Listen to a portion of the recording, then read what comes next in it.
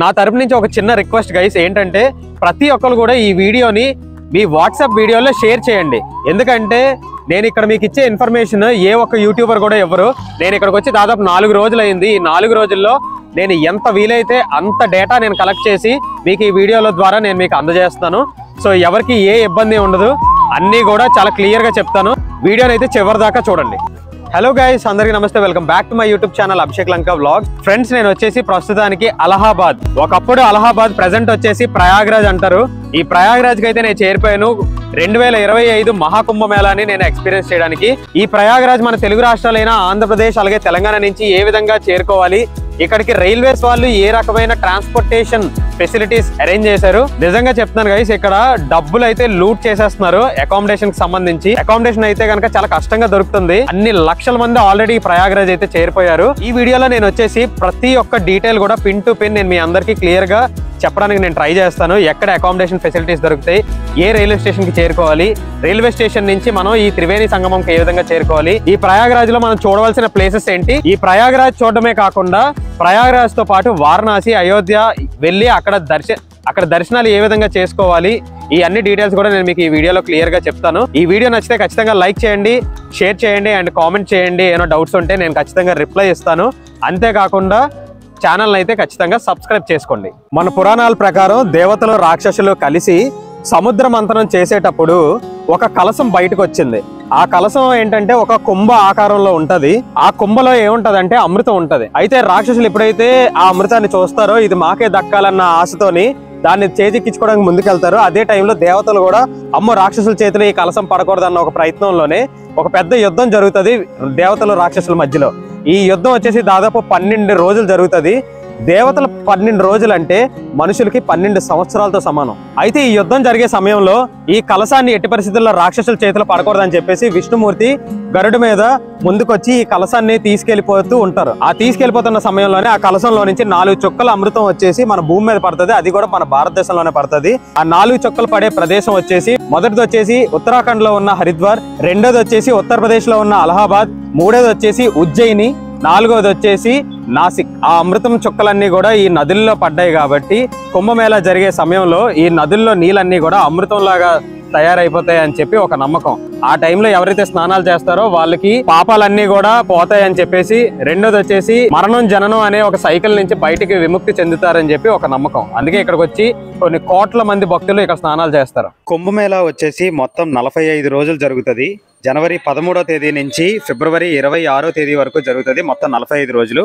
అయితే ఈ 45 రోజులు కూడా చాలా పవిత్రమైన రోజులే స్నానాలు చేయడానికి. కాకపోతే ముఖ్యమైన స్నానాలు చేసే షాహీ స్నానాలు ఏవైతే ఉంటాయో అవి చేసే రోజులు వచ్చేసి మీకు స్క్రీన్ మీద డిస్ప్లే చేస్తున్నాను, ఒకసారి చెక్ చేసుకోండి. మొత్తం 6 రోజులు ఉన్నాయి. కాకపోతే అందులో అత్యంత ముఖ్యమైనది మౌని అమావాస్య. నేను మీకు ఫస్ట్ వచ్చేసి ట్రాన్స్పోర్టేషన్ కోసం చెప్తాను. మనకి ప్రయాగ్రాజ్ చేరుకోవడానికి మన తెలుగు రాష్ట్రాలైన ఆంధ్రప్రదేశ్ అలాగే తెలంగాణ నుంచి చాలా స్పెషల్ ట్రైన్స్ వేశారు. మన ఇండియన్ రైల్వేస్ వచ్చేసి దాదాపు 13,000 ట్రైన్లు వేశారు. అందులో 3,300 స్పెషల్ ట్రైన్లు కూడా వేశారు. అయితే మనకు వచ్చేసి విశాఖపట్నం, హైదరాబాద్, విజయవాడ, తిరుపతి నుంచి స్పెషల్ ట్రైన్స్ అయితే అందుబాటులో ఉన్నాయి. నేను విశాఖపట్నం దీన్ దయాళ్ ఉపాధ్యాయ జంక్షన్ కి మధ్యలో తిరిగే ఒక special train, Kumbh Mela special train లో నేను ప్రయాగ్రాజ్ చేరిపోయాను. నేను స్లీపర్ లో చేరుకున్నాను. స్లీపర్ లో 700 రూపాయలు అయితే పడింది పర్ పర్సన్. అండ్ చాలా మందికి ఒక డౌట్ ఉన్నది ఏంటి తెలుసా, ప్రయాగ్రాజ్ చేరుకున్న తర్వాత ఏ రైల్వే స్టేషన్ చేరుకోవాలి అని చెప్పి ఒక డౌట్ ఉన్నది. ఎందుకంటే ఈ ప్రయాగ్రాజ్ లో దాదాపు 9 రైల్వే స్టేషన్లు ఉన్నాయి. నేను స్క్రీన్ మీద డిస్ప్లే చేస్తాను ఆ స్టేషన్ పేర్లు అలాగే ఆ స్టేషన్ కోడ్లతో సహా. ఒకటి గుర్తుపెట్టుకోండి, మీరు ఏ స్టేషన్ కి చేరుకున్నా పెద్ద ప్రాబ్లం ఏం లేదు. ఏ స్టేషన్ కి చేరుకున్నా సరే మహా అయితే త్రివేణి సంగం 5-10 కిలోమీటర్ల దూరంలోనే ఉంటది. మీరు ఆ స్టేషన్లకి చేరుకొని అక్కడ స్టేషన్ బయటకు వచ్చిన తర్వాత మీకు అక్కడ ఆటోలు అలాగే ఎలక్ట్రిక్ బస్సులు కూడా అవైలబుల్ ఉంటాయి. అవి పట్టుకొని మీరు త్రివేణి సంగం వరకు చేరుకోవచ్చు. త్రివేణి సంగం వరకు చేరుకోవడం అంటే త్రివేణి సంగం వరకు మీరు డైరెక్ట్ గా వచ్చేలేరు. ఆటోలో ఒక 2 కిలోమీటర్లు 3 కిలోమీటర్ల దూరంలోనే ఆపేస్తారు. అక్కడి నుంచి మనం సొంతంగా నడుచుకుంటూ రావాలి. మీ అందరూ కూడా ప్రయాగ్రాజ్ చేరుకున్న తర్వాత రైల్వే స్టేషన్ నుంచి మీకు బయటకు వచ్చిన తర్వాత ఎలక్ట్రిక్ ఆటోలు అవైలబుల్ ఉంటాయి. ఆ ఎలక్ట్రిక్ ఆటోలకి మీకు 20 రూపాయలు ఇస్తే చుంగి అనే ఏరియాకి అయితే మీకు తీసుకొచ్చి దింపుతారు. ఈ చుంగి అనే ఏరియా త్రివేణి సంగమంకి 2 కిలోమీటర్ల దూరంలో ఉంటది. గైస్, అకామిడేషన్ ఫెసిలిటీస్ కోసం వస్తే గనక ఇక్కడైతే డబ్బులు లూట్ చేసేస్తున్నారు భయ్యా అకామిడేషన్ అని చెప్పి. ఇంకా అకామిడేషన్ విషయానికి వస్తే గనక ఇక్కడ టెంట్ సిటీ అని ఒకటి ఏర్పాటు చేశారు. ఆ టెంట్ సిటీలో దాదాపు 150,000 టెంట్లు అయితే ఏర్పాటు చేశారు. IRCTC వెబ్సైట్ కానీ లేదు అనుకుంటే మహాకుంభమేళా వెబ్సైట్ కానీ ఈ 2 ఉంటాయి. ఈ వెబ్సైట్లలో మాత్రమే ఎవరైనా బుక్ చేసుకోవాలంటే బుక్ చేసుకోండి. వేరే ఏ వెబ్సైట్లలో కూడా మీరు బుక్ చేసుకోవద్దు, స్కామ్ అయిపోతారు. అండ్ ఆ వెబ్సైట్ లింక్స్ నేను కింద డిస్క్రిప్షన్లో మెన్షన్ చేస్తాను, వాటి నుంచి మీరు వెళ్ళి బుక్ చేసుకోవచ్చు. కానీ ఒకటి గుర్తుపెట్టుకోండి, రేట్లు మాత్రం వాసిపోతాయి. పెర్ నైట్కి 15,000, 12,000, 17,000 అలాగ ఉన్నాయి. భయ్యా మరి అంతే రేట్లు చెప్తున్నావు, మరి మేము అంత బడ్జెట్ పెట్టుకొని ఉండలేము, మరి మా పరిస్థితి ఏంటి, 1000, 2,000 పెట్టుకొని ఉంటాము అనుకుంటే వాళ్ళకి కూడా ఇక్కడ ఉండడానికి ఛాన్స్ ఉన్నది. కాకపోతే 5గురికి 6గురికి కలిపి ఒక టెంట్ ఇస్తారు. ఆ టెంట్ లోనే అందరూ అడ్జస్ట్ అయ్యి పడుకోవాలి. కిందన ఒక చిన్న మ్యాట్రెస్ ఇస్తారు, ఆ మ్యాట్రెస్ లో పడుకోవాలి. ఇది ప్రస్తుతానికి పరిస్థితి. నా పరిస్థితి వచ్చేసరికి నేను ఒక హోటల్ తీసుకున్నాను. నాకు పర్ డే వచ్చేసి 3,000 రూపాయలు పడుతుంది. ఇంకా నేను ప్రియా అక్కడే ఉండిపోయాము. అక్కడ గీజర్, హాట్ వాటర్ అన్ని ఫెసిలిటీస్ కూడా అవైలబుల్ ఉన్నాయి. ఇంకా ఎవరైతే రోజుకి 500 కూడా పెట్టుకొని ఉండలేరో వాళ్ళకి ఒక బెస్ట్ ఆప్షన్ చెప్తున్నాను చూడండి. ఉత్తరప్రదేశ్ గవర్నమెంట్ తరపు నుంచి పెద్ద పెద్ద పండాళ్ళు అయితే తయారు చేశారు. అవి ఏంటంటే రెయిన్ బషేరాలు అంటారు అనమాట. ఆమ్ ఆద్మీ అంటే ఎవరైతే ఆర్డినరీ పీపుల్ ఎవరైతే ఉంటారో, ఎక్కువ డబ్బులు పెట్టి ఎవరైతే ఉండలేరో వాళ్ళందరికీ ఏంటంటే రెయిన్ బషేరాలు అంటే గవర్నమెంట్ తరపు నుంచి రెయిన్ బషేరాలు అంటే పండాలు ఏర్పాటు చేశారు.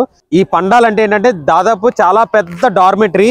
ఈ డార్మెటరీలో దగ్గర 1000 మంది వరకు పడుకుంటారు. ఒక నార్మల్ ఐరన్ బెడ్ ఉంటుంది, దాని మీద ఒక చిన్న మ్యాట్రెస్ ఇస్తారు, దుప్పటి ఇస్తారు, దిండి ఇస్తారు. చుట్టుపక్కల అంతా కూడా వాష్రూమ్ ఫెసిలిటీస్ ఉంటాయి. మీకు స్క్రీన్ మీద ఫోటో వేసి చూపిస్తాను చూడండి. ప్రస్తుతానికి ఇక్కడ పర్ డే ఛార్జ్ వచ్చేసి పర్ పర్సన్ కి 200 రూపాయల వరకు ఛార్జ్ చేస్తారు.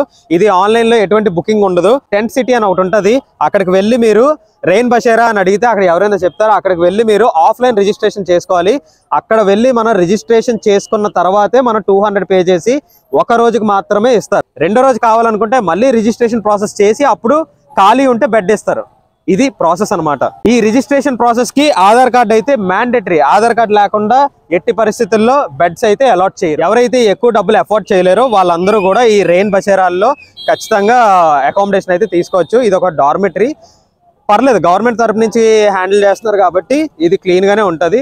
హ్యాపీగా 1 నైట్ 2 నైట్స్ ఎవరైతే ఇక్కడ ఉందాం అనుకుంటున్నారో వాళ్ళైతే ఖచ్చితంగా ఇక్కడ తీసుకోవచ్చు. ప్రయాగరాజ్ చేరుకున్న తర్వాత మనం చుట్టుపక్కల చూడవలసిన ప్రదేశాలు ఏంటో ఇప్పుడు మీకు చెప్తాను చూడండి. రైల్వే స్టేషన్ నుంచి మీకు బయటకు వచ్చిన తర్వాత ఎలక్ట్రిక్ ఆటోలు అవైలబుల్ ఉంటాయి. ఆ ఎలక్ట్రిక్ ఆటోలకి మీకు 20 రూపాయలు ఇస్తే చుంగి అనే ఏరియాకి అయితే మీకు తీసుకొచ్చి దింపుతారు. ఈ చుంగి అనే ఏరియా త్రివేణి సంగమంకి 2 కిలోమీటర్ల దూరంలో ఉంటది.